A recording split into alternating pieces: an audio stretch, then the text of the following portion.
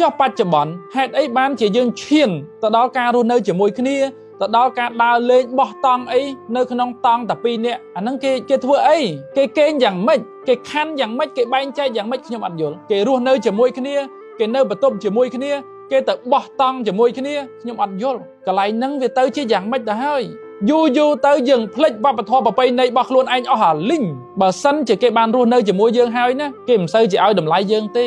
យើងបាននៅជាមួយគេហើយយើងមានស្នាមរបួសផ្លូវចិត្តរួចទៅហើយគេក៏មិនឲ្យតម្លៃយើងដែរព្រោះដោយសារតែយើងអត់តម្លៃតែយើងអត់ទៅរួមតង់ជាមួយគាត់ទេក៏យើងអត់ទៅរួមបន្ទប់ជាមួយគាត់ដែរត្រូវរក្សាតម្លៃជាស្ត្រីខ្មែររក្សាឲ្យបានទៅប្អូនមានតម្លៃមួយនៅក្នុងវីដេអូមួយហ្នឹងខ្ញុំបានលើកឡើងតាក់ទងជាមួយនឹងប្អូនស្រីម្នាក់គាត់បានសួរទៅកាន់វាគ្មិននៅក្នុងកម្មវិធីមួយគាត់សួរថាគាត់គឺជាសង្សារជាមួយនឹងគ្នាអញ្ចឹងតែគាត់មានផែនការក្នុងការរៀបការជាមួយគ្នានៅពេលអនាគតតែបច្ចុប្បន្នអត់ទាន់មានជាអីនឹងគ្នាទេត្រឹមតែជាសង្សារតែគាត់ចង់គេងជាមួយគ្នាតើវាយ៉ាងម៉េចដែរវាល្អដែរឬក៏អត់អីលាក់នឹងលាក់អញ្ចឹងទៅ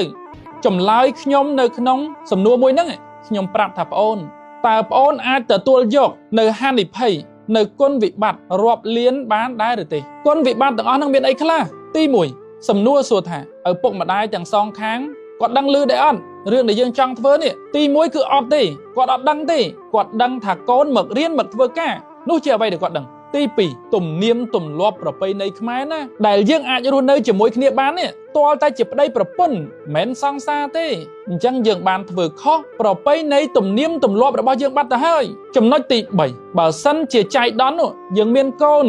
សំណួរសួរថាកូននឹងជាកូនបែបណាបងប្អូនកូននឹងគឺជាកូនឥតខੰស្លាស់អញ្ចឹងសំណួរសួរថាជាកូនដែលល្អដែរ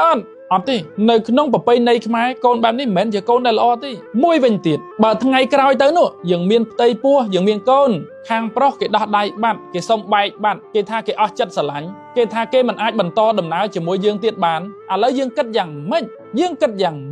យើងរស់នៅជាមួយគេឡើង5ឆ្នាំ7ឆ្នាំហើយហ្នឹងរស់នៅដូចប្តីប្រពន្ធអញ្ចឹងប៉ុន្តែសួរថាបានចូលរោងការអត់បានក្រាបផ្ទឹមក្បាលដល់កន្ទេលអត់ដូនតាដឹងឮអត់ម្ដាយឪពុកទទួលស្គាល់ដែរអត់មានអេតាស៊ីវិលជាមួយគ្នាដែរអត់សម្បត្តិអាពាហ៍ពិពាហ៍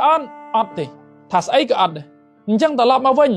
សប្តាហ៍ថ្ងៃនេះខ្ញុំឆ្ងល់ថាតើទំនោរដែលសង្សារជាមួយគ្នានេះគេរស់នៅជាមួយគ្នាគេនៅបន្ទប់ជាមួយគ្នាគេទៅបោះតង់ជាមួយគ្នាខ្ញុំអត់យល់កន្លែងហ្នឹងវាទៅជាយ៉ាងម៉េចទៅហើយតើប្រពៃណីហ្នឹងវាមកពីណាប្រពៃណីហ្នឹងយើងជាអ្នកបង្កើតដោយខ្លួនឯងឬក៏យ៉ាងម៉េចយូរទៅយើងភ្លេចវប្បធម៌ប្រពៃណីរបស់ខ្លួនឯងអស់អាលីងប្រពៃណីរបស់ខ្មែរណាអត់ទេតែប៉ះដៃប៉ះជើងមិនបានផងចុះបច្ចុប្បន្នហេតុអីបានជាយើងឈានទៅដល់ការរស់នៅជាមួយគ្នាទៅដល់ការដើរលេងបោះតង់អីនៅក្នុងតង់តែ2នាក់អាហ្នឹងគេធ្វើអីគេកេងយ៉ាងម៉េចគេខណ្ឌយ៉ាងម៉េចគេបែងចែកយ៉ាងម៉េចខ្ញុំអត់យល់ហើយកន្លែងនេះខ្ញុំចង់ផ្ដាំទៅកាន់បងប្អូនក្មួយគ្រប់គ្នាតែម្ដងចូលរក្សាតម្លៃខ្លួនឯងជាពិសេសក្មួយស្រីតែម្ដងណាប្រុសបើសិនជាគេបានរស់នៅជាមួយយើងហើយណាគេមិនសូវជាឲ្យតម្លៃយើងទេចំណុចទី1ចំណុចទី2គេជាមនុស្សប្រុសគេចង់ដោះដៃគេចង់បែកពីយើងពេលណាក៏បានដែរតែយើងអត់ទេយើងបាននៅជាមួយគេហើយយើងមានស្នាមរបួសផ្លូវចិត្តរួចទៅហើយគេចាក់ចេញពេលណាដំបៅនឹងវាចាប់ខ្ទោកវាឈឺភ្លាមដូច្នេះខ្ញុំសូមផ្ដាំឲ្យផ្ដាំទៀតក៏មិនសោះបើសិនជាសង្សារយើងទៀមទាក្នុងការរស់នៅជាមួយគ្នាក្នុងការទៅដើរលេងបោះតង់ជាមួយគ្នាអត់ទេហាមដាច់ខាតគាត់ទៅបោះតង់តែឯងទៅតែយើងអត់ទៅរួមតង់ជាមួយគាត់ទេក៏យើងអត់ទៅរួមបន្ទប់ជាមួយគាត់ដែរត្រូវរក្សាតម្លៃជាស្ត្រីខ្មែររក្សាឲ្យបានទៅប្អូនមានតម្លៃមួយគេអាចចូលស្ដីដណ្ដឹងយើងតាមច្បាប់គេចូលដល់ឪពុកម្ដាយយើងហើយនោះហើយគឺជាមុខមាត់តម្លៃរបស់ស្ត្រីខ្មែរខ្ញុំសង្ឃឹមថាក្រោយពេលបងប្អូនក្មួយបានទស្សនាវីដេអូមួយនេះហើយរក្សា